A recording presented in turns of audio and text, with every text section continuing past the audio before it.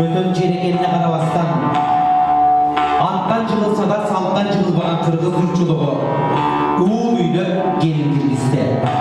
2 yaştın urmatına Moskva şahrındagı bütündey jahınlar aktaslar kolun jayıp bir tündükö çakırdı. Demek 2 yaştı toy eylerin sıylap kelgen meymanlarыбыздын көтөрүлгү көңүлү жакшы маанайы шаңдуу кол чабуусу менен той баштайбыз баракелде.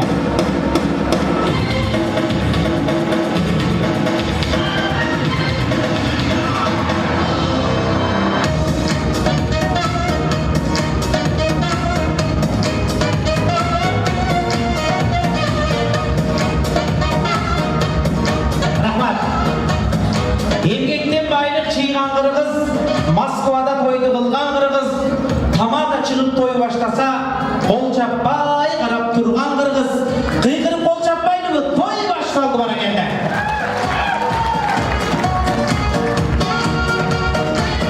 Rahmat, ağlamdardın egesi, maktı olur bolsun Allah'a, жақшылыққа жарчы қылып, өнерді берді Аллаға. Авалдан қырғыз той берсе, айылда майрам шам шығып, 7 дуа қырғызға жеткіріп бар айтылып дейді елімізде. Бүгін дағы Москва шағындағы жалпы жақындарға жақшылығын жар салып, қуаныштың ұрмақта ақтаса қонын жайған той иелерінің қуанышында шек жоқ. Анкен себебі уыл үйліп келін кіргізді. 2 жаштың ұрматына мына ушундай аз asıl жақын адамдар келді. Демек барыңыздарды ұлыбыз Қуаныш, қызыбыз Алтынайдың бүгінгі үйлену үлпек ақ тойына тағырақ айтқанда екі жаштың махаббат кешесіне қош келіңіздер дейлі.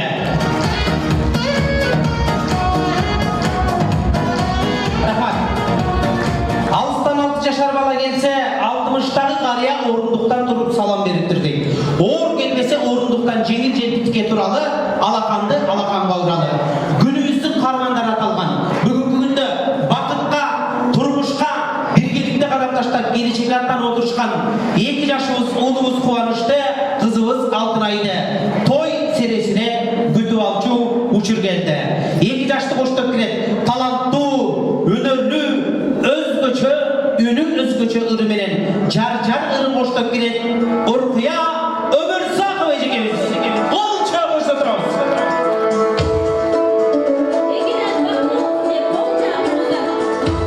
Бара келді. Той башқалды. Екі жас келеді. Көңілді отырамыз. Алақандарды шабамыз. Ұрқия Өмірзақова.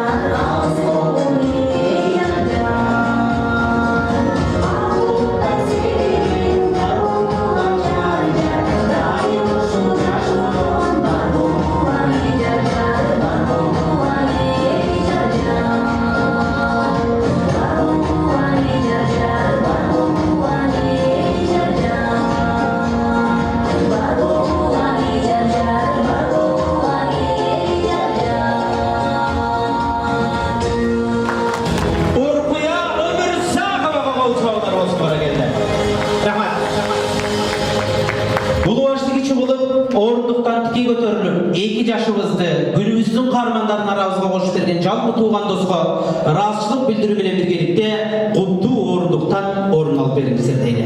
Барыңыздарга рахмат, орындықтан орын алалы, жайғашқа келіңіздер.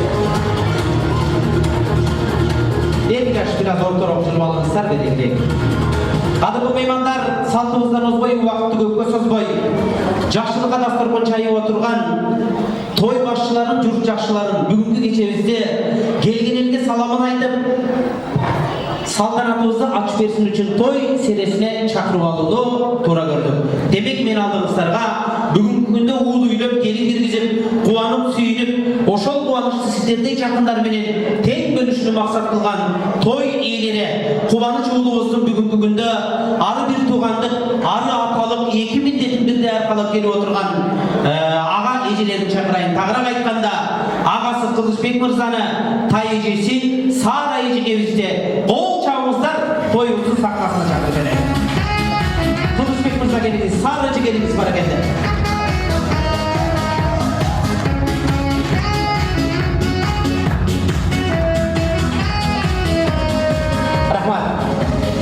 Әлемі бүгінгі күнде күйеу бала күттік деп, құда күттік деп, ересеге жетіп соңыдай болған, созылған қызын бақыттың сапақына ұзатып, өзгеше толқындануға құршалып тұрған, бүгінгі тойымыздың төрінің көркі, тойханамыздың барқы, нарқы болған ардақты құда-құдағилардың көшбасында тұрған қызымыз Алтынайдың ата енесі. Тағырақ айтқанда, апасы Тамара құдағи ежемізде, енесі Эльбурс құданы қол чабыңыздар, той сересіне шақыралы бара келді.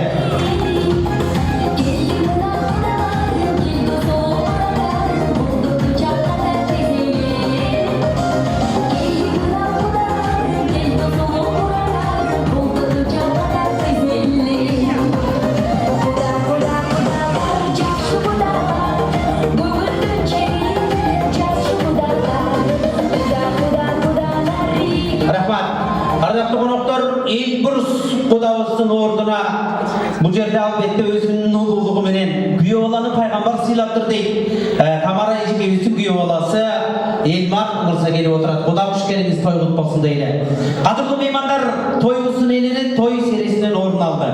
Ең алғашқы микрофонды мен бүгін ары бір туған болып, ары ата болып, екі чоң жауапкершілікті өз мойнына алып, жалпыңыздарға той беріп отырған ұлымыз қуаныштың асқат оғыш қанаттай болған, тірегі жөнегі болған бір туғаны ағасы Кылычбек мырзаға кеп кезеген сұруны мақсат қылып тұрамын.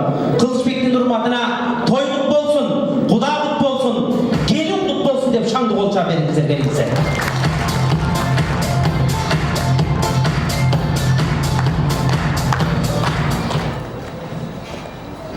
Ассалаумағалейкум, бүгінгі тойдың қонақтары қош келіпсіздер. Үлкен қуаныш, келінім Алтынай, үйленілікке тойыңар құт болсын, өміріңер ұзын болсын. Ардайым қалмашқан болыңар, ажырабасын, бақытлы болуға. Рахмат, келгеніңіздерге чоң рахмат. Бүгінгі тойды ашық деп жарайлайын.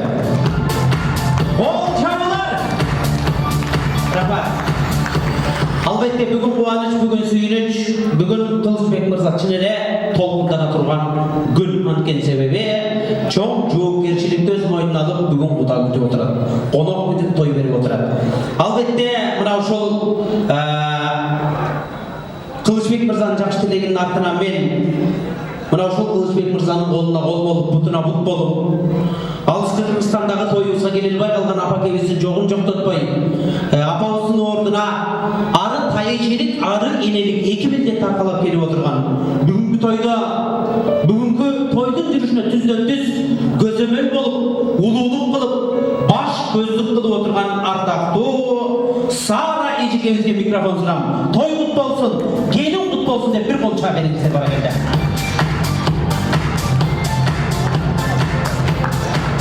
Қош келіпсіңер, құрметті меймандар.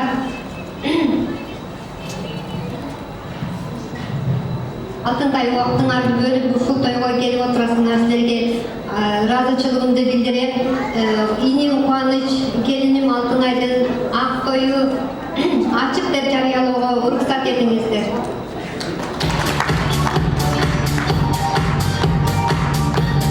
Рахмат баракет, албетте мынакей той башчыларынын жакшы тилеги менен бүгүнкү жакшылыгыбызды расмий түрдө ачык деп жарыялап алдык.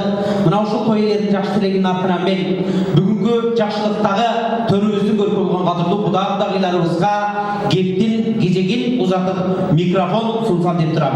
Демек, кадырлуу меймандар, мен микрофонду албетте Алтынай кызыбыздын бир туугандай болгон жездеси, бүгүн кудалык милдетин аркалап келип отурган Элмар кудага микрофон сунам. Той кут болсун, куда кут болсун, бача кут болсун деп бир кол чаап коелу коноктор келиңиздер.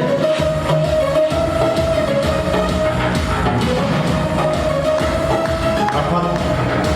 Ишкерсиңер ардактуу меймандар. Кубаныч, бажам, той кут болсун, кармашкан колуңар эч качан үзүлбөсүн. Алдыңарды бала басып, артаңарды мал бассын. Кыргыздын эң алдыңкы жаштарынан болгула, кармашкан колуңар түбөлүктүү болсун. Силерди да куттуктайм. Биздин кызыбыз силерге жакшы келин болуп алсын. Куттуктайм. Рахмат баракелде. Элмар мырза, айыл жұрттың тойында тойға келіп құда болып басшылық қылған қандай сезім таптылап атады? Кандай деп қойсам, бираз жоопкерчиликтүү. Албетте, бұл деген сіз айыл жұрттың жеңімсіз деген сөз. Тамаша болсын, бір қол чаап қойыңыздар баракелде. Бажасын құттықтаған Элмар мырзаға. Рахмат, албетте Элмар кудабыздын жакшы тилегинин артынан мен эң негизги, эң маанилүү инсанга кептин кезегин сунам туугандар. Анткени себеби бүгүнкү жакшылыктагы өзгөчө толкундануу, өзгөчө эмоция мына ушул инсанды курчап турат. Анткени себеби бүгүн ардактап азектеп өстүргөн кызын эрежеге жеткирип бакыттын сапарына узатат. Алтынай кызын 9 ай толук көтөрүп, жөтөлсө чогуу жөтөлүп, кызынын кареги менен тең айланып, бир колу менен бешик тербетсе, бир колу менен аалап тербетип, кызы Алтынайды канатына калкалап, көлөкөдөгү күнүнө сулап, ардактап азектеп эрежеге жеткирип, момунтип кызы бойго жетип, апакесинин жегирин жерден оорун колдон алар учур келген учурда бөлөк-бүлөгө бүлө кылып кызын тапшырып берип отуруу кайсыл гана эненин болбосун кабыргасын кайыштырбай, жүрөгүн сайыштырбай койбойт эмеспи? Бирок ошол эле учурда кайсыл гана эне болбосун кызым өз келечегин, өз бактысын тандай билген бактылуу кыз болсун деп тилек кылат. Апабыздын бүгүн ошол тилеги орундалды. Куда күттү, күйөө бололуу болду. Демек кызын балалыктын туурунан учуруп, бакыттын туурuna кондурду. Күйөө кут болсун, той кут болсун, куда кут болсун деп ардактуу кудагыйыбыз Тамара эжебизге шаңды кол чаап бериңиздер баракелде.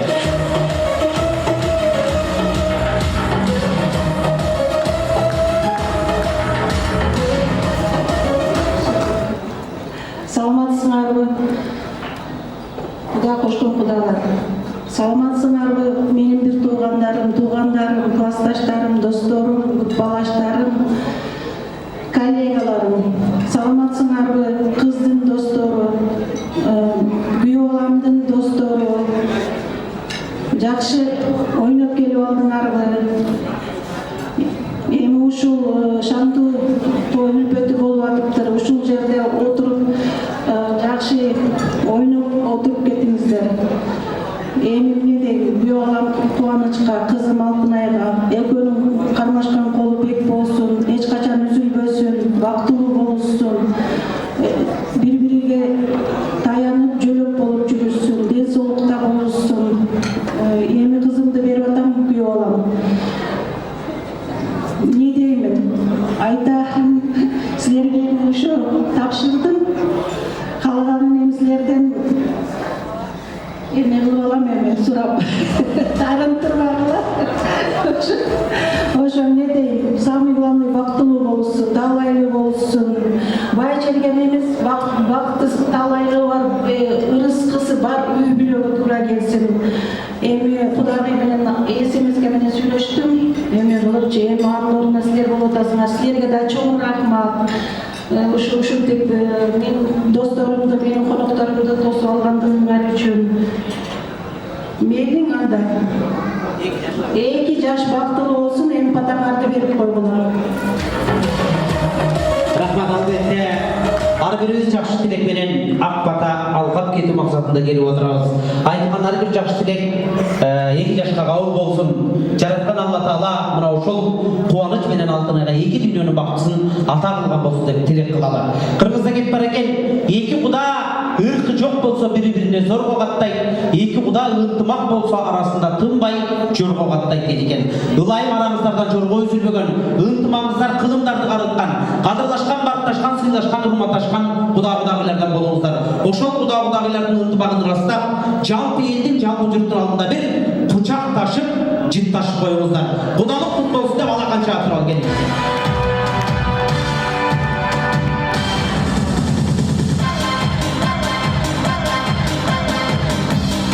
Рахмат. Sadece aldık açımızca. Men Алтынай kızımızga таман айдекinde кеңешимди бергим келет да. Анткени себеби менин жанымда турган бүгүн энелик милдетин аркалап ак жолдун колун алып, келиндин жүзүн ачсам деп ниет кылып турган сары эжеге бүгүндөн мына ушул мөөнөттөн баштап подход кылууну башташыңыз керек. Анткени себеби gelindin baskan turganı, жүрүм туруму, кылган оокаты, кыял жоргу мүнөзү WhatsApp аркылуу төкпөй чачпай апабызга жеткизип турчу инсан мына ушул инсан. Демек, Сара эжебиздин көңүлүн алып, Сара эжебизге подходду мыкты кылган болсо, Алтынай кызыбыз бүтүндөй кайын журтту жеңген болот туугандар. Демек, бүгүн энелик милдетин аркалап отурган ардактуу Сара эжебиз, абызды Кыргызстандан Алатоодон самолет менен келген апабыздын Сарымайдай сандыгында сакталган ак жоолугун келинге салып келиндин жүзүн ачат. Келин кут болсун, 2 жаш бактылуу болсун деп алакан чаап турабыз. 2 жашты куттуктап коебуз. Биргеликте барабыз, келиңиздер.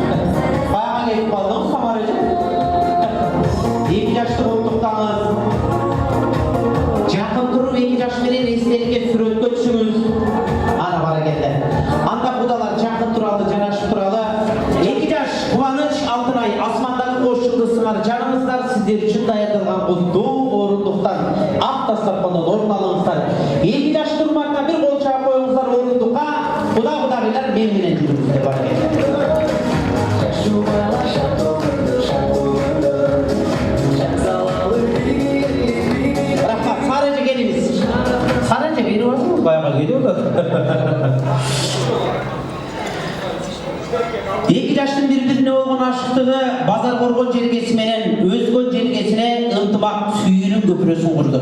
Ошол көпүрө урабасын, кулабасын. Ынтымактын ичи ынтымакчылыктын дагы бир башаты. Бул өзгөчө түштүк жергесиндеги тойубуздагы кудалардын бийи болот эмеспи? Бүгүн да ошол адатыбыздан алыстабай, кудалар бийин бийлеп, бүгүнкү тойдогу кудалардын ынтымагын дагы бир рет ырастап өтөбүз. Той башталды. Куда-кудагыйлар бийи жагырат. Калоочу коноктор кудаларды колдоп коштоп чогуу бийлесек болот. Кетти гана бара келди. Эй бале! Той башталды.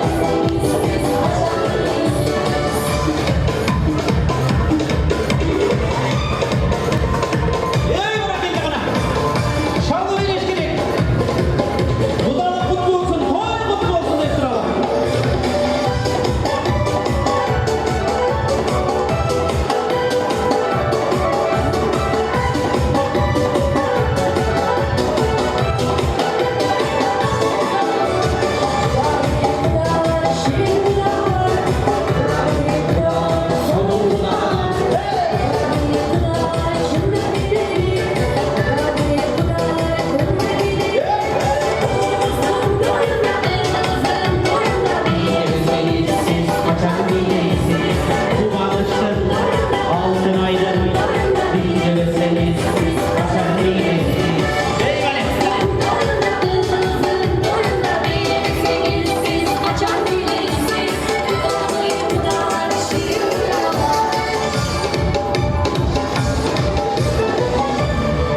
rahmat. Kudalarga bir kol çap koymaydı mı?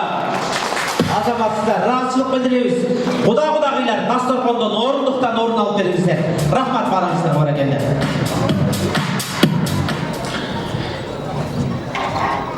Biylep toyu başlap bergen kuda-kudagıylarga rahmat aytabız. Kuda-kudagılardı koldop koştup, çoğu biylep Akçaksırga konoktorga da rahmat aytabız. Akçaksırga çıkpay koygan konoktorga da rahmat aytabız. Мен рубльді көтеріп алып, ары чурқап, бері чурқап, майда таппай жүріп, бейді бүтіріп игендерге дағы рахмат айтабыз. Құдалар ынтымағыңыздар арта берсін, қылымдарды қарытқан мықты құдағылардан балаңыздар. 2 жаш мүмкін болса, орын алмашып алыңыздар. Алтынайды сол жаққа өткөріңіз. Antken себебі қуаныч, сіздің оң қолыңыз аруақ бош болуш керек. Көчеде басқанда дағы Алтынай дайым сол тарабыңызда жүрсін. Кимдир бирөө тийиштик кылчу болгон болсо, оң кол менен коргоп калганга аруақ даяр болушуңуз керек бара келди. Рахмат. Өкүл ата, өкүл эне жөнүндө ким макал айтса приз берет. Өкүл ата, өкүл эне жөнүндө макал билгендер барбы? Мына ол жақта жигитебиз кол көтөрдү. Сизге дагы барам. Өкүл ата, өкүл эне жөнүндө макал. Өкүл атам, өз атам, мөнөбүздүн атам. Азамат, ол чабылар. Мына ол берет сизге. Мына ол жақта жигит дагы кол көтөргөн. Ар ким өзүнүн версиясы, вариантын айтып көрсүн. Ошол элеби? Дагы кимде кандай вариант бар? Өкүл ата, өкүл эне жөнүндө макал билгендер жокпу?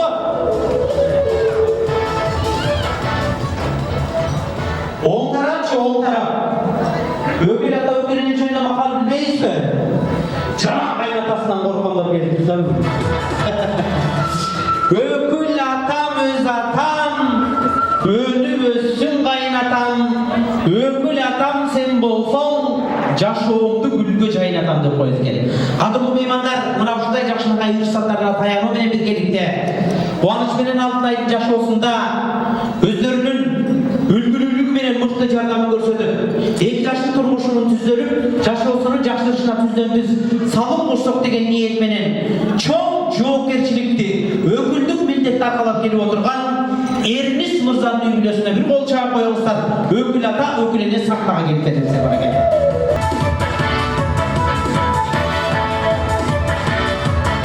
Рахмат. Куш келиңиздер, тойлор кут болсун. Эрнис мырза, өкүл ул, өкүл кыз кут болсун. Азыр сиздерге өкүл ата менен өкүл эне неге шакеге тапшырат мүмкүн болсо, алдыга түшүп алсаңыздар. Бүгүн Кубаныч Алтынай бир нерсени эскертип коеюн. Жарытарлык кам тоюп деле тамак жегендей болбойсуңар. Себеби турмуш куруш ушундай кыйын. Ар бир тууган уруктун урматына түшүп кайра чыгыш керек болот. Ушинтип мээнет кылып, эмгек кылып, анан турмуш башталат экен бара келди. Албетте мен алгачкы сөздү өкүл атадан баштайын. Өкүл ата 2 жашка тилегин айтып, өкүлдүк милдетин аркалап өтсүн. Келиңиз. Өкүл ул, өкүл кыз кут болсун деп кол чаап койбойлу өкүл атага.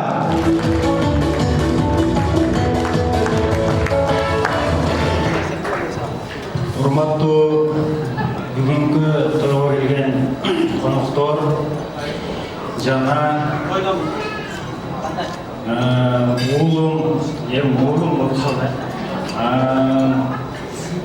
өкүл балам Кубаныч, өкүл кызым Алтынай, бүгүнкү тоюңар кут болсун. Сиздерге каалоорубуз чынден соолук, узун өмүр, арчадай жаштыкты, музыкадай шаттыкты ар дайым кармашкан болуңуздар, эч качан үзүлбөсүн. Эмдиги жылы ушул маалда Алла Таалам салихи перзенттерден берген болсын. Жүзүңүздөрдөн жылмайып кетпесин, дагы бир жолу бактылуу болуңуздар. Анан досум эл умут болсун. Рахмат болса койбойлу өкүл атанын эң мыкты сөзү үчүн баракелде. Рахмат тилек кабыл болсун. Элибиз мырза сыр болбосо канчанчы өкүл ул? Биринчи ылайым 7 үй бүлөгө өкүл болуп 5ке чыгым деген тилек айткым келет. Анда мына ушул өкүл атанын жакшы тилегинин артынан мына ушул элибиз мырзанын тилегин толуктап кошумчалап кетсин үчүн өкүл энеси Асел айымга микрофон сурап бир кол чаап кое келебиз. Саламатсыздарбы? Сіздер менен ушундай жакшылыктарды курамызга кубанычтабыз. Өкүл кызыбыздын улуу өмүрүнүн убакыты көп болсун. Силерге баардык жакшылыктарды каалайбыз. Бактылуу болуңар. Рахмат баракелде. Ардактуу коноктор, өкүл ата өкүл эненин айткан тилектерин Кудай кабыл этсин дейли. Албетте өкүл ата менен өкүл эне бүгүнкү тойго кур кол келбептир. Эки жашты куттуктап, чапканга чапкычын, такканга таккычын Москва Ситинин жанынан 2 бөлмөлүү квартиранын ачкычын тапшырат. Ала канча коштоп турабыз. Эки жашты куттуктайбыз баракелде.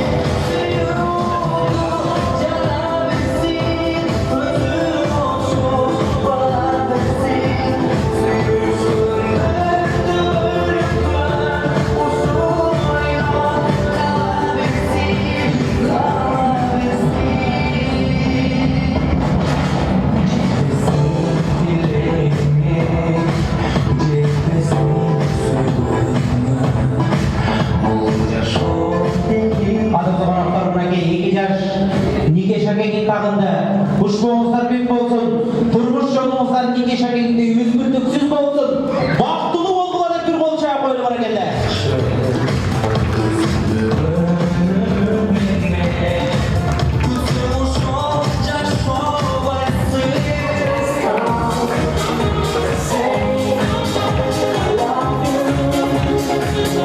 Орун алып бериңиздер.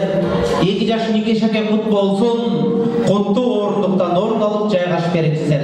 Ал эми мен алдыңыздарга өкүл ата өкүл эненин жакшы тилегин ыр менен толуктап, 2 жаштарыбызга жар ыр менен кошуп берген таланттуу ырчы эжекебиз Уркуя Өмүрзакованы чакырайын.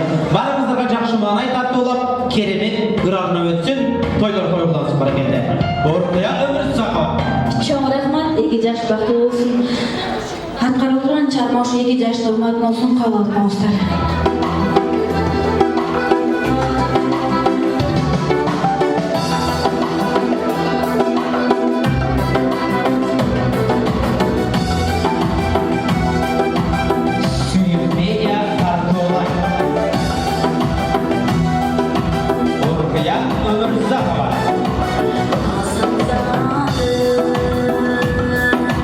Azabına cırgalı,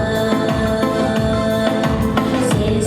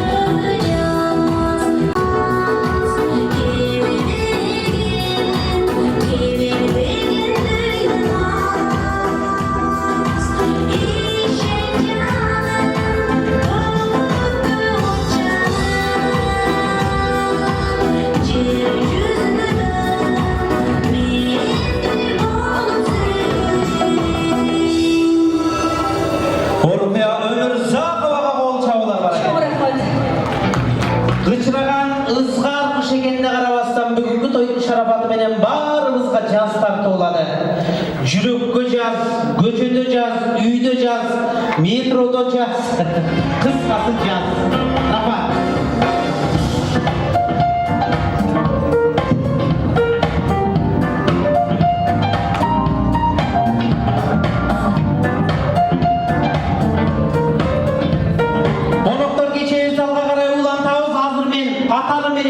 Cemaatка söz berem. Ушул эки жамааттын куттуктоосунан кийин меймандардын баарын ортого 27 мүнөттүк бийге чакырам. Андыктан ары курсакты тойгозуп, алдыдагы бийлерге даярдыктарды көрүп туруңуздар. Сөзгө чейин келген меймандарга кыскача кайрылуу суроо менен кайрылайын. Мен азыр кыргыз тилинде дайым орусча пайдаланылып жүргөн сөздөрдү айтам. Ким биринчи кол көтөрүп кыргызчасын тапкан болсо приз берем. Анда көңүл буруп туруңуздар. Наушник деген сөздүн кыргызчасын ким билет? Мынау жигит биринчи кол көтөрдү, азыр туура тапса ушул наушникти менике берем. Наушник деген сөздүн кыргызчасы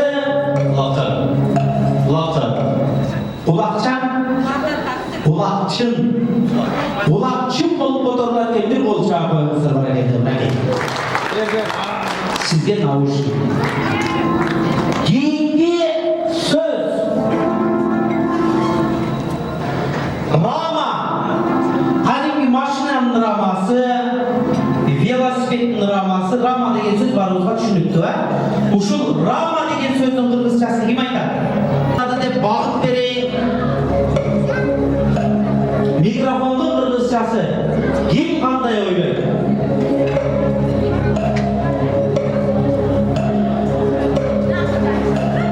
Мына ушул жигиттер эмче бир приз албасам болбойт деп кеңешкен окшойт. Үн бергич. Жөнчө. Микрофон. Ошо микрофондун кыргызчасы. Сүйлөгүч дейт. Жакшы болду.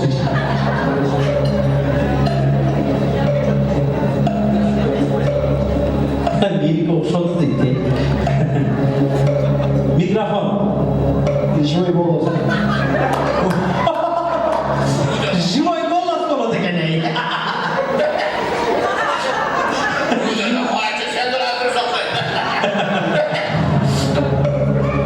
Мына эжебиз кол көтөрдү.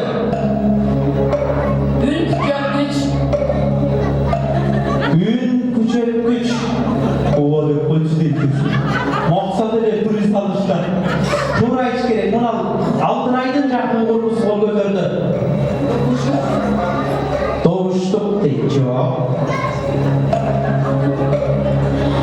Жокпу? Мына бул жакта жигиттер кол көтөрдү бара келди. Кыргызчасы микрофон. Жооп. Кадимки кыргызчасы бар. Мына жакта кыздар кол көтөрдү.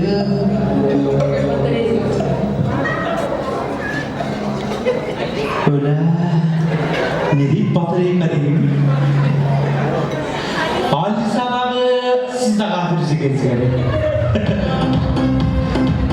Жокпу? Үн жагыртуу жок. Жок болсо мына бул белек мага калат. Анда микрофондун кыргызчасы үн таяк болуп отурду. Үн таяк. Мына бул жерде коноктор отурат. Здравствуйте. Здравствуйте. Как ваше настроение?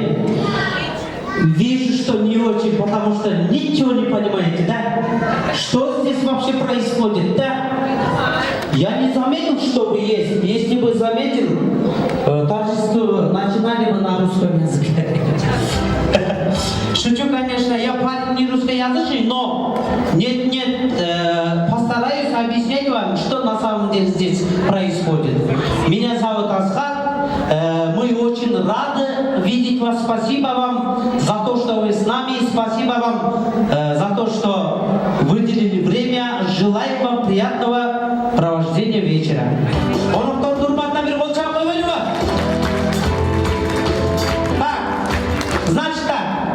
Я сейчас скажу загадка. Шундай деп қояйын. Вы постарайтесь отгадывать. Кто отгадывает, дарю приз от хозяева, от той еси. Значит, загадка на киргизском только. Ну, я постараюсь переводить. Семиз бирок майы жоқ, терisi бар, сөгі жоқ. Это переводится. Толстый, но без жира.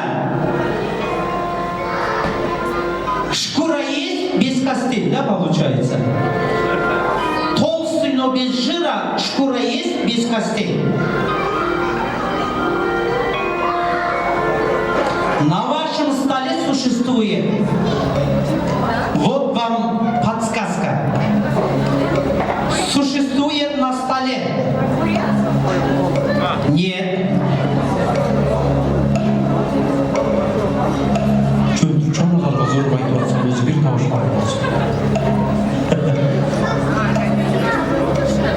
Толстый, но без жира.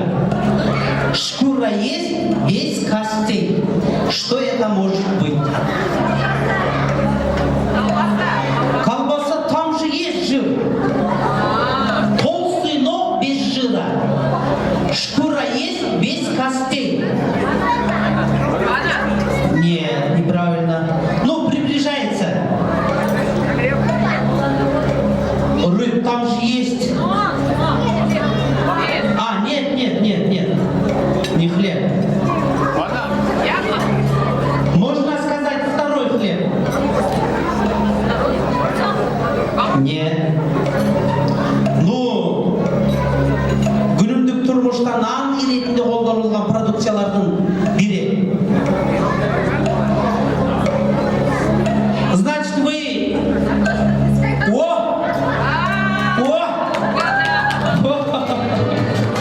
Атыңыз кім еле?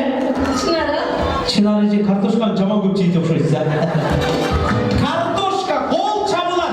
Ол бересіз, азамат. Рахмат. Спасибо вам. Атағы менен бат-баттананан ортаға 27 минут биге шығамыз. Жарым саатты алып қосымшасы менен. Демек, құттықтаудың кезегін олай, қуаныш ұлымыздың ата жұртынан келген туғандар, ата жұртты баштап шығады. Улан мырза, Руслан мырза, Назгүл, Гүлизат айымдар, Жанабашқа аты аталмай қалған ата жұртқа тиешесі бар. Қуаныштың ата тараптан туғанының атты қонақтардың бары шығалы келіңіздер. Құтмандығы кечіңіз менен, құтмандығы меймандар, мен bir taraflı ayşnesi olan bir taraflı çoğun esi. Tattığının tadına kayı boluptur. Mağdayına bir perişte konuptur. Kelin aldık, gelişimdüğü çürüktüy. Kütüp jürüp saat ötpöy, gün ötpöy. Saktap koyup apapakay yoluktu. Gelinimizge ıyman berse bolgonu. Çok ülörgü nevereler toluşsun. Toyga kelgen ejesiңди туугандар ушу эки балага бата берип коюшсун. Эң мыкты куттуктоо, караңыздарчы, куттуктоонун ичинде кандай гана керемет сөздөр турат. Мыкты сөзүңүз үчүн приз. Калганыбыз кошулалыбы же кошумчалайлыбы? Кошумчалап кетели. Улан Нурдинов досум, менин чыгармачылыктагы бир тууганым Москва шаарында кандай гана маданий иш-чара болбосун, тойдо бурун болбосун чогуу кызматта жүрөбүз. Өзү таланттуу жигит, обончу, аккордеончу, ырчы Улан Нурдинов. Бир кол чаап коюңуздар баракелде. Асқат досым, өте эле мактап койдуң досым бүгүн. Той 20 февральда болуш керек эле. Ушу Асқат бош эмескенде бүгүнкү өзүндө. Кутманды угушуп аткансыңыздар менен, урматтуу коноктор, кудагыдагылар, урматтуу 2 жаш кармашкан болгон эч качан үзүлбөсүн. Эң негизгиси бактылуу болуңар, бири-бириңерди түшүнүп, өйдө дөбөк, ылдыйда жөлөк болуп, ынтымактуу өмүр кечирип бактылуу болуңар. 5 банжа бөлөк билек бир, 5 адам бөлөк тилек бир калганыбыз бар. Ошол жакшы сөзгө кошулалы, тилектеш бололу. Эки жакты куттуктап, белек тапшыралы. Сүрөткө чыганан орындуктан орун алалы. Баракелде.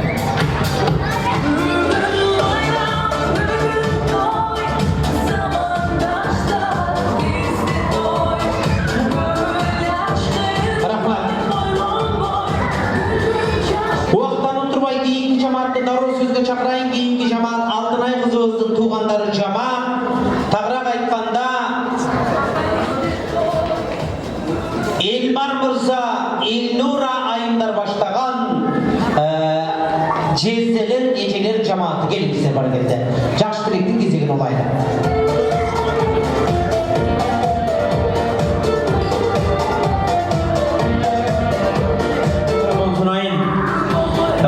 Elmar Mırsa jana süйлөгөн сөз, азыр айыбыбызга сөз бере аласыз, кошулуп коесузда, айып этпейсизби? Конечно, ашкектикин туура көрөбүз да.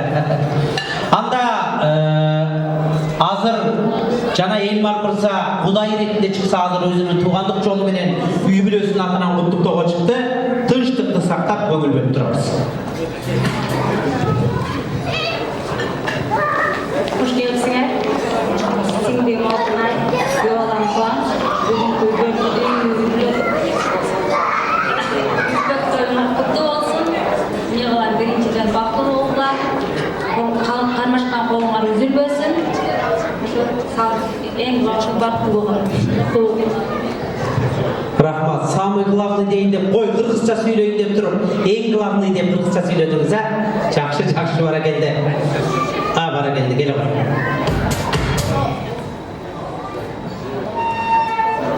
Поздравляю вас, Атанайде, Куба Байке, счастья, совета да любовь. Ай, бара келді, қол шыға қойыңыздар. Атың кім? Балбек, Қаншаға шықтың? 7, На киргизском надо отвечать. Қаншаға шықтың? 10. Баласы сөз баштап сөйлейін деп атса, атасы құлағына шуырып орысша үйретті. Балаңызға қырғызша үйретіңіз. Қырғызша маданиятымызды, салтымызды үйретіңіз бара келді. Келешегі кең өміріңіздің жігіттері болсын. Анда 2 жашты құттықтайды келеміз.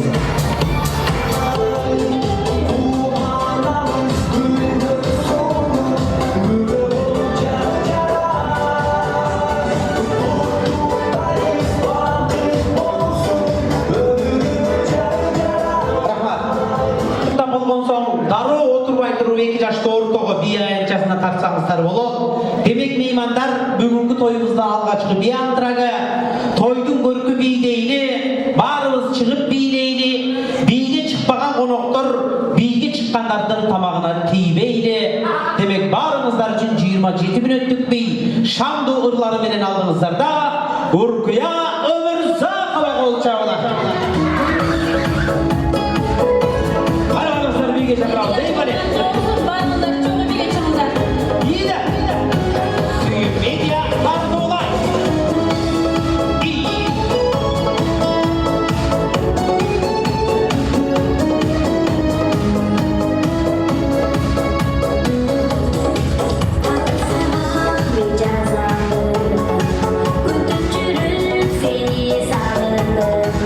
Aylaşımdan öpü aradan, yaza gelir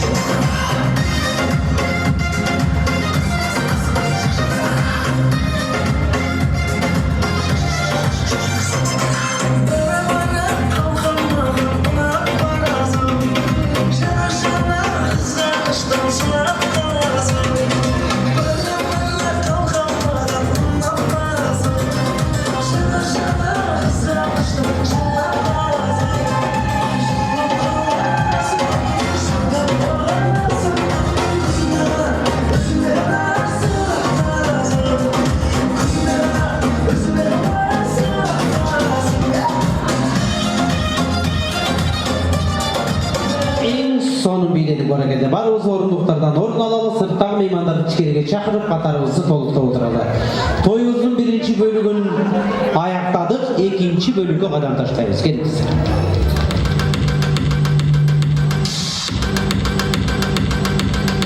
Rahmat. Mevcigen asqaz oğusu var, akkarlı alat oğusu var. Meymanı gelse kımızı dayar, düşmanı gelse kılıcı dayar. Kılımdardı karıtkan tarıkı var, oğul kızının imanı var, namısı var. Ulu tatalgan Kırgız Türkçülüğü, mekendeşler, bordoşlar bir tuğanlar.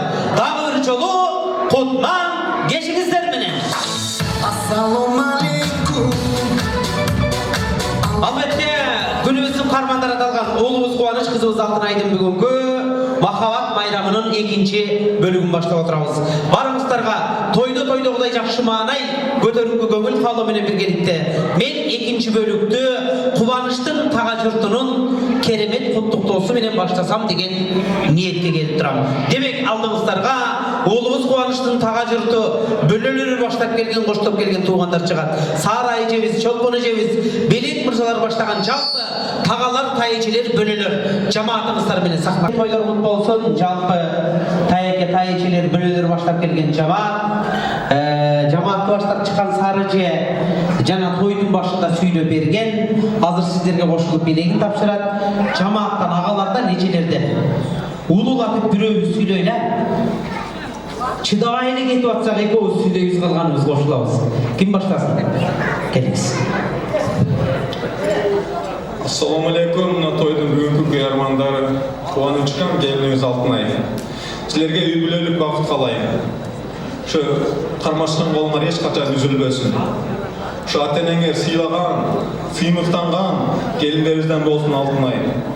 Үйіңізден от болып, күл болып шыққан келіндерден болсын.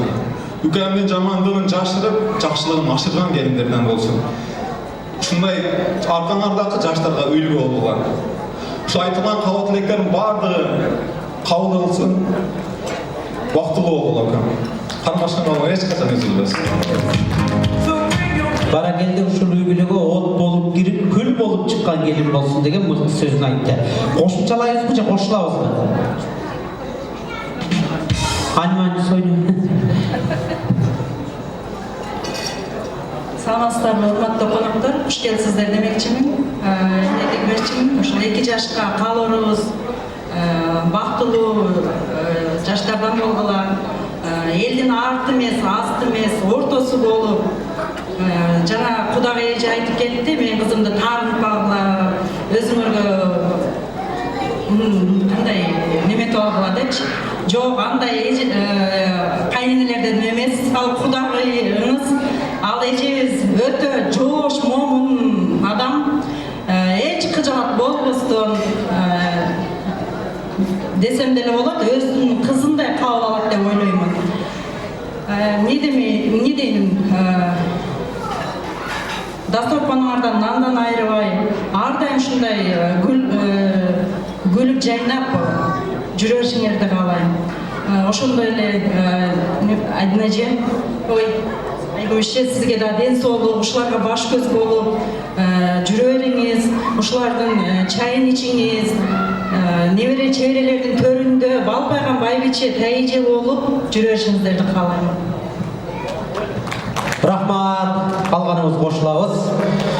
Кыжаалат болбоңуз, биз деле кызыңызды сизге окшоп көлөкөдө көкүлүнөн сылап күн көрсөтпөй келин кылып алабыз деп коюңуз. Айтылган тилектер кабыл болсун, жаштар айып этпейсиздер, убакыттар калганыбыз ушу улуулардын сөзүнө кошулалы. Белек тапшырып төрөткө чыгабыз, келиңиздер.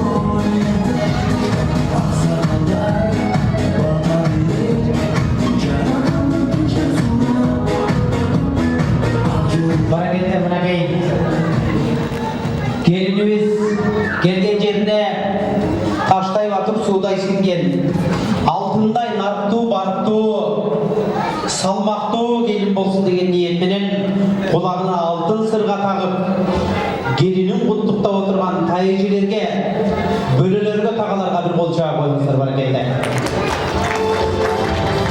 Ыраазычылык билдиребиз, 2 жаш орундукка тагалар бөлөлөр орундуктан орун алабыз. Кадырлуу меймандар, мынау залдын жарыгы толук эле жандыбы, караңгыдай болуп ататчы. Мага ошондой сезилди да. Видеооператор билчиле. Жарыкты толугураак жандырып коюңуздарчы, ушунча элеби? Ушунча элеби? Болду. Тыйгырат го. Рахмат. Кадырлуу меймандар, азыр маэстродон баарыбызга белгилүү кино тасмалардын саундтреги жаңырат. Ким биринчи кол көтөрүп жооп берген болсо,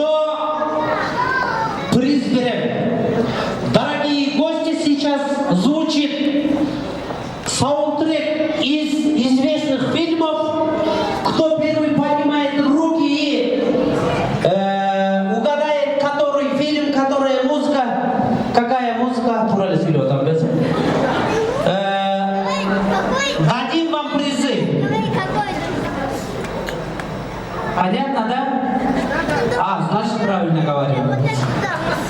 Тогда слушаем внимательно. Первая музыка. Первая мелодия. Меня зовут Дюша. Я буду учить ваших детей. Мы построим здесь школу. Я приехал из города. Я учитель. Теперь все учатся. Меня комсомол послал ваши. Мынау қызымыз бірінші қол көтерді. Атыңыз кім әлі? Рахат айым, бара келді. Бұлардың жақшылығында тойында өзім қызмат қылғамын. Жақшы тілек жарымырыз тойдан көрішері деп ниет қылдық әлі, бүгін тойдан көріші отырамыз. Қайсыл кино тасма? Чыңғыз Айтматовтың произведениясымен тартылған кино «Бірінші мұғалім». Бірінші мұғалім, қол чабылар. Қайсыңызын берейін сізге? Таңдау атады. Бір қол чабып қойыңыздар, азамат, бара келді. Кейінгі музыка. Где вы находитесь, по-вашему? Я у себя дома нахожусь, 3-й улице Строителей, дом 20. Да нет, это я живу, 3-я улица Строителей, 25, квартира 12. Еще раз микрофон. Не судьбы с легким паром. Қол чабылар, аплодисменты. Вот вам подарок. И вам спасибо за то, что правильно отвечали. Спасибо. Следующий деп қояды. Бұл айдың ең маданияттысы бізбіз. Жада қалса, етті бычақ елгіміне дейбіз. Мұнан дейбіз, бірінші қол. Бос салқын. Бос салқын, қол чабылар. Бара келесі, бұқты шерінде көрсі берек. Бара келді. Кейінгі музыка. Чапни.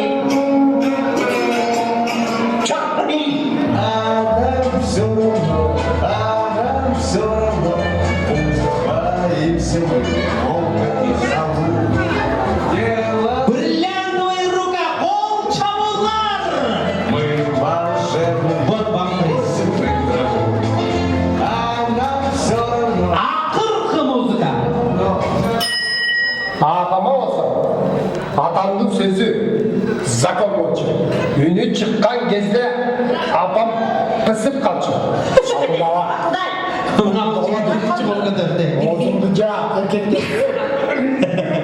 Еркектер киносының фанат екен, бір қол жауап қоймайсыздар ма? Азамат, мынау берейік сізге. Ақырғы дағы бір музыка. Дағы бір музыка. Илгерттен қырғыз қачан төшекте жатты өлчі. Қырғыз олы үшін, майданың үшін да. Қайсы бірінші қол көтергенін қарайын да, бірауы қалысырақ қонады. Құрманжан татқа. Қадірлі меймандар, Құрманжан татқа дегенде қырғыз елі басып өткен ұлы тарих есімізге келеді. Тарихымызды біле жүріңіз, көз шаптыра жүріңіз, ұмытпай жүріңіз, ар біріміз үшін атылдық міндет. Bir қол шағып қойыңыздар, бара келді. Рахмат, разышылық білдіріңіз, кеше виссалға қарай улантауыз. Мен дағы бір жамаат сөзге шақырайындағы ұшыл жамааттың құттықтауысынан кейін жалаң айымдардың қатысушысымен қызықты конкурс ойнаймыз. Азырғы сөздің кезегін улай. Тамара Құдағи жекебізден құрбылары, классташтары баштап келген жамаат, Кенже ежебіз, Бақтыбек ағабыз, Алимбек ағаларымыз баштаған Тамара Құдағи ежебіздің классташтары жамааты құттықтау кезегін улап беріңіздер. Сахнаға келіңіздер. Құдалар жамааты тағырақ айтқанда Тамара Құдағи ежебізден балалықтың баяу сезімдерін бірге өткөріп, бүгін моментеп классташы қыз ұзатып тұрғанына бірге қуанып тұрышқан классташтар. Біреу сөйлеп қалғанымыз қосылалы, кім сөйлесін? Ежеміз. Класском сөйлеп қалғаны қосылады. Келіңіз. Құрметті қонақтар, бүгінгі құтманды кешіңер менен. Бүгінгі шоғақ өтіп тойға шомылғанымызға Құдаға шүкір. Құдайым шындай бізде бір башымызды бірге қылып, ырыс көзді бірге қылғанға разымыз. Тамара, алтыным, классташым, bir туғаным, сенің бүгінгі şu қыз ұзату тойын. Молодец, şu қызды бойғы жеткізіп, қуаныштың қолына беріп атқанына Құдаға шүкір. Аябай сүйініп, сені қолдауға білендік. Az болсақтары саз болмайлы. Айылдағы классташтарын çoğun салам айтып, өзін білектерін қошы беріп жүрді. Аларды да тапшырамыз. Алтынай қызым, Банкөй бақтылы болу. Өміріңіз ұзын болсын. Қармаштан болуға еш қашан үзілбесін. Көп сөз даярданымда тапқылырған. Дайыма бірге болуға. Атының ерді сыйлаған балдардан иманду, жақшы қырғыздардың үйлесінен болуға. Астынарды бала бассын, артынарды мал бассын. Емдігі жылы Құда қаласа, 5 тойға жоғылайлы. Тамара, нөберелі ол. Қалған ой мақсатыңа жет. Кішіне болса дағы біздің шу білектеріңізді алып қой. Баракелде ең мықты сөз. Анда той иелерін құттықтап белек тапшыралы. Классташтар жамаатына разылық білдіреміз. 2 жаш менен сүрөткө түшөлү анан орындықтан орын алалы баракелде.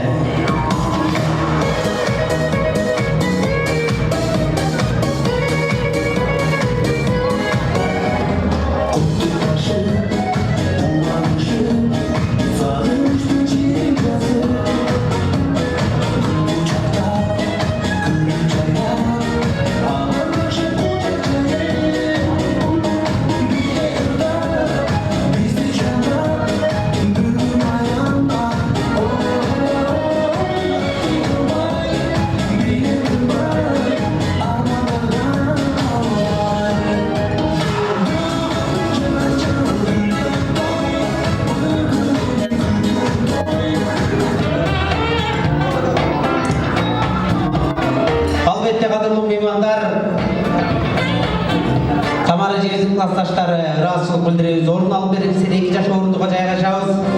Емі мен жаңағы уағдалған қызықты конкурсты баштайым.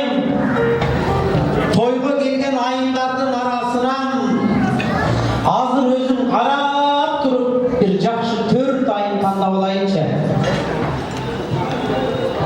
Мына ошол 4 айымдың қатышуысы менен мықты конкурс ойлойбуз Құдалардан.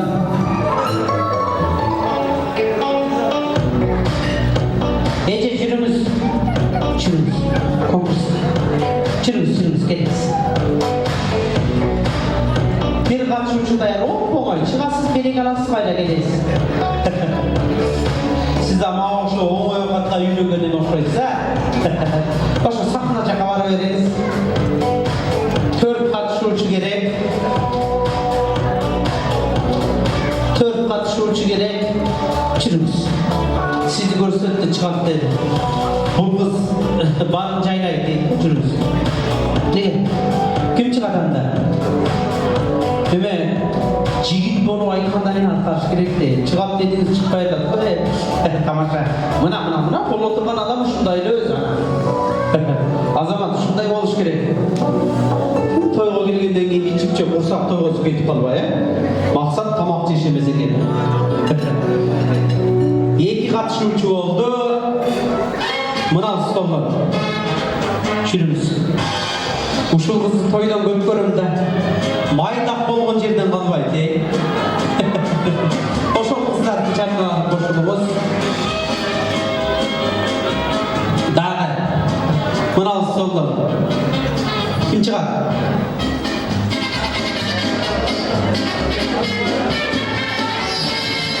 Жүріңіз. Перекөтен бері-бері.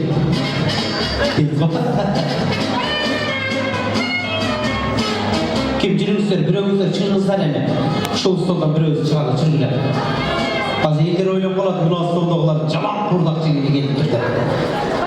Сіз шығасыз, жүріңіз. Басыңыз. Қол чаппасаңар шықпайын дейді бұл. Қол чапыш керек екен. Қол чапыр онан шығап тұра көрсі. Азамат. Мықты. Қандай қылсақ? Құрал.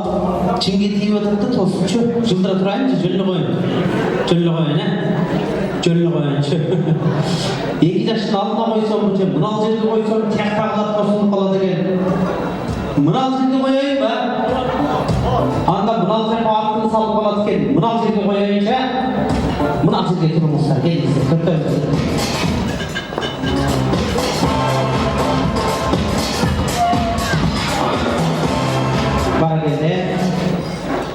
Алгач таанышып алалы, эже сатыңыз ким эле? Алтын айдын эжеси кудачабыз. Элнура, Таттыбүбү, Акзыйнат, Айдай. Мына ушул 4 кызыбыз азыр сиздерге мыкты оюн куруп берет. 4 кызыбызга алгач мен кыскача суроо салайын. Ошол суроонун артынан негизги тапшырмага, конкурстун негизги максатына өтөбүз. Анда номер 1 катышуучубузга суроо. Номер 1 катышуучубузга суроо. 6 жерде 7 канча?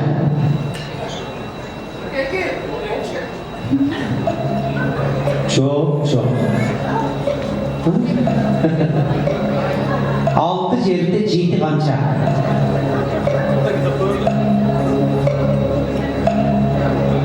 Çok. Kiyinki kız, satыңыз kим эле? Акзыйнат баракелде. Сынған кылыч чыгармасы кимге таандык?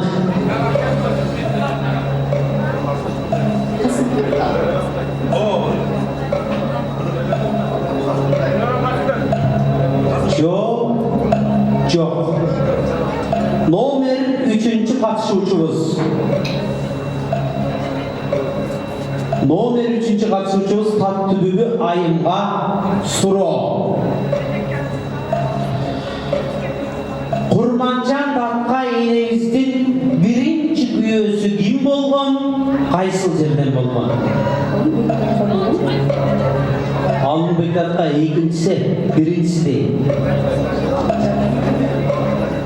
Жардам берин. Айтып коерумчу десең.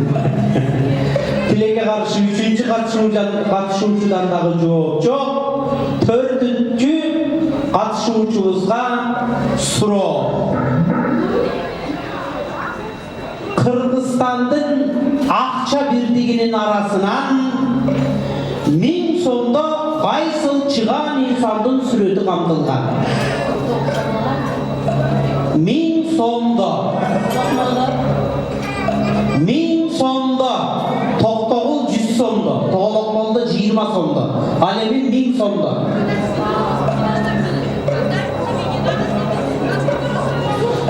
Тилекке каршы 4 катышуучубуз тең жооп бере алган жок.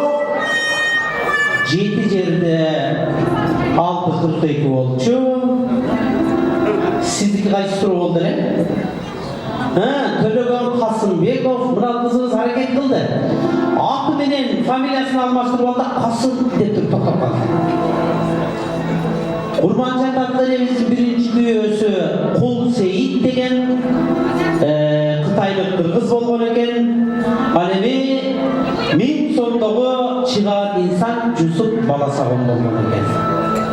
Эми конкурстун негизги максатына өтөбүз.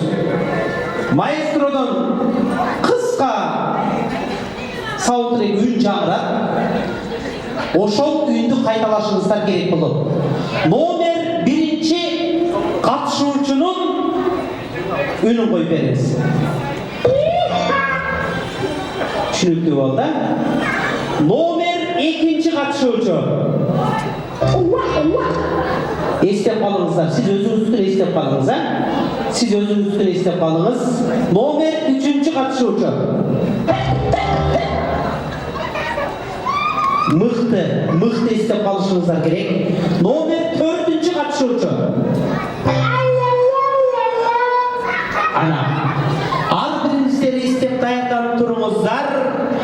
Бир нерсени эске сала кетейин. Эң мыкты колонкадан чаңырган үн кандай болсо, дал ошондой кылып, өзүндөй кылып окшоштуруп кайталаган айымга эфирдин атынан мына ушул белекти беребиз. Баш байге мына жерде коюп коеюн. Ушуну карап анан жакшы кайталашат да. Анда азыр сиздердин кайталай турган үнүңүздөр жаңырган болсо, эми кайталоо үчүн дагы бир жолдон коюп берип коюңуз.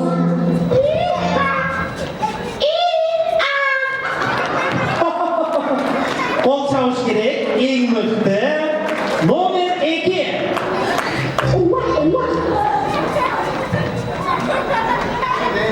Дагы бир жолу.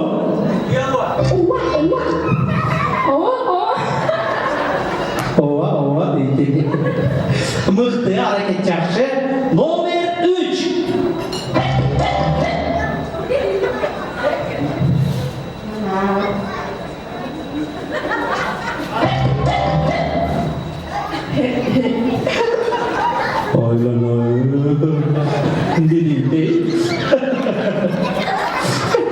Жакшына кайталы, мына уксаңыз, угуп турсаңыз эйин.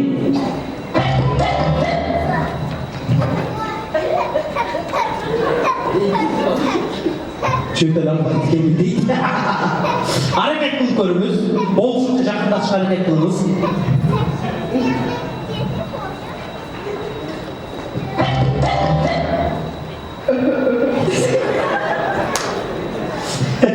Дагы бир жолу коюп коюңуз, уксаңыз.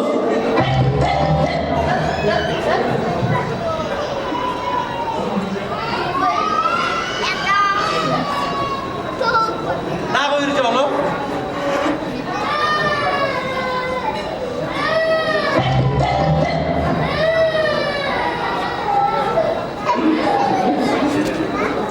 Не кыла албай койдуң? Туура албай койдуң. Аракет кылыш керек. Бар мүмкүнчүлүгүңүздүн барынча.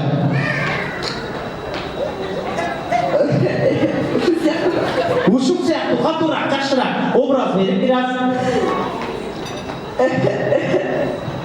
Мыкты кол чаап коюңуздар баракелде. Номер 4.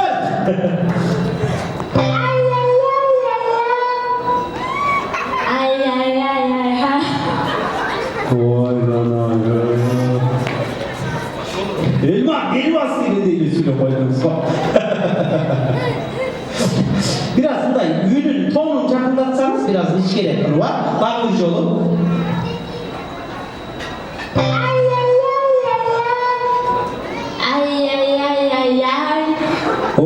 Mıhtı biraz çakıldadı canakadan.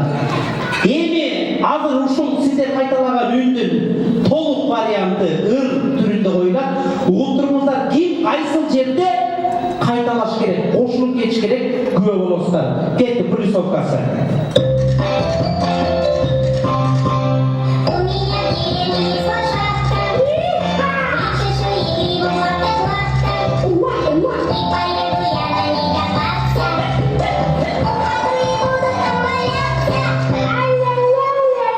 Түшүнүктүү болду. Демек, эми минус вариантын коебуздагы жанагы сиздер кайталаган үнү жок жери болот, сиздер өзүңүздөр кайталайсыздар. Кетти! Көп болуп турабыз.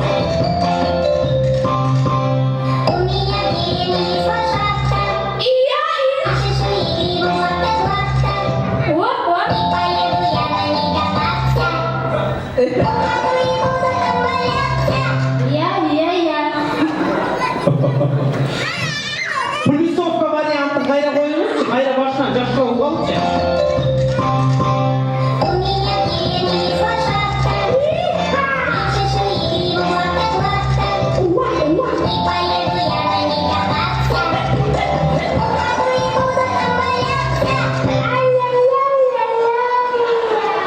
Ana gördünüzlermi? Emin kayra başına gitti.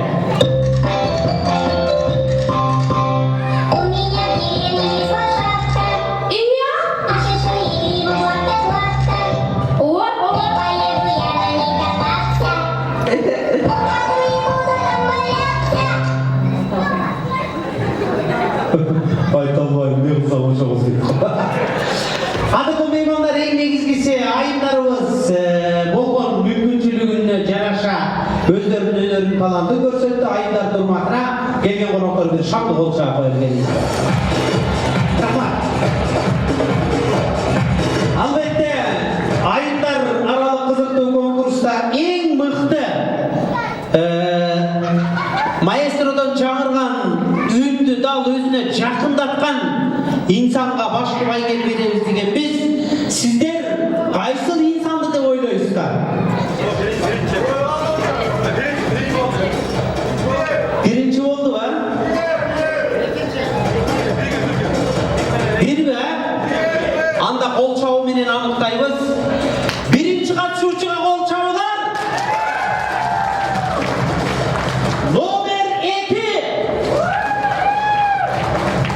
Nomer 3. Nomer 4. Barakette. Çinile жеке қайталаған учурда номер 1 катышуучубуз эң мыкты кылып дал өзүндөй кылып окшоштуруп кайталап берген болчу. Бирок кийин негедир бир аз алыстап кетти десек дагы болот. Ал эми мен мына ушул белектерди айымдарыбызга берейин, той ээлеринин атынан албетте.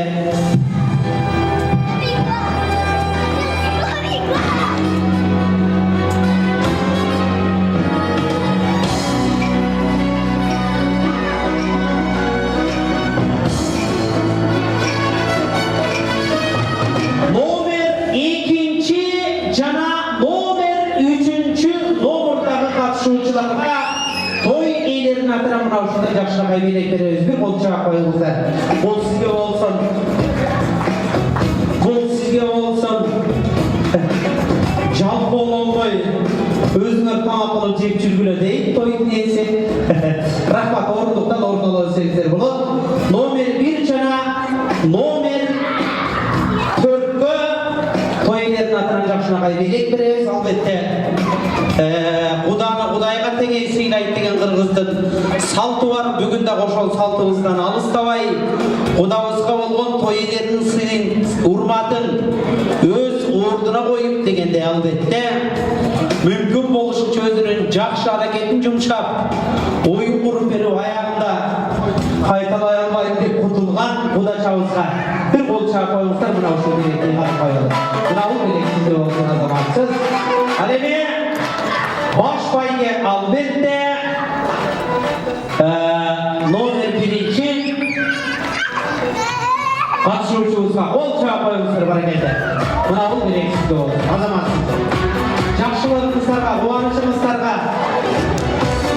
айымдарымыздың мына ушундай Жақшылықай чақан қысқаша қызықты конкурсының артынан мен алдыңыздарға дагы бир жамаатты тилек айтууга чакырайын. Бул жамаат Куда сүйөктөр жамааты. Тагыраак айтканда той ээси Кылычбек мырзанын айыл журтунан келген кадырлуу кудаларды сөзүнө чакырабыз. Мыктыбек мырза, Чолпон айым, Кылыч айымдар баштап келген жалпы эле кудалар, Куда сүйөктөр жамааты куттуктоо айтууга сахнага келип бериңиздер баракелде. Кылычбек мырзанын той ээси Кылычбектин айыл журту тараптан келген Куда сүйөктөр жамаатын куттуктоого чакырдык. Мүмкүн болсо той ээлери куттуктоого коноктор чыккан кезде чыгып жанында турсаңыздар болот. Куттуктоосуна күч кубат болуп, Кылычбек каякка жүрөт? Сарыжы келиңиздер. Анда бирөөбүз сүйлөйбүз, калганыбыз кошулалы. Ким сүйлөсүн?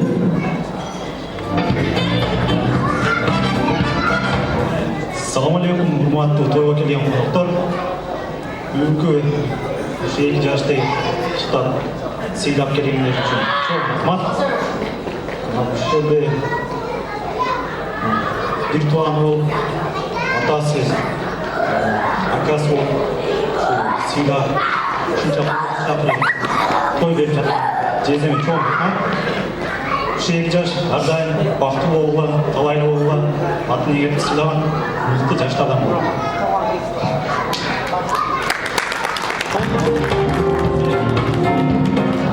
Сүйлөп келіңіз. Саламатсыздарбы, урматтуу кадырлуу коноктор, көңүлдүү кеч, тамаңдар таттуу болсун. Ошо кубаныч жана Айдана Алтынай куш боңор бек болсун. Турмуш сапарыңар байшалдуу болсун. Эки дүйнө бактуу болгула, эки жакка тең сыйлаган, ыймандуу, адеттүү үлгүлөрдөн болгула, элге үлгүлүү